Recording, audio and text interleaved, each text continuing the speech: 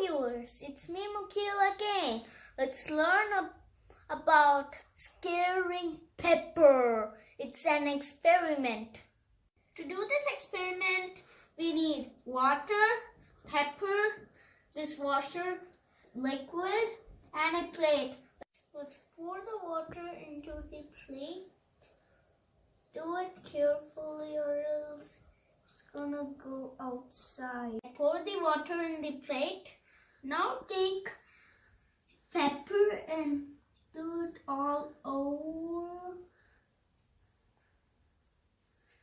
Now touch the water and absorb. Nothing happened. Now open the dishwasher liquid and take some of it to your hand.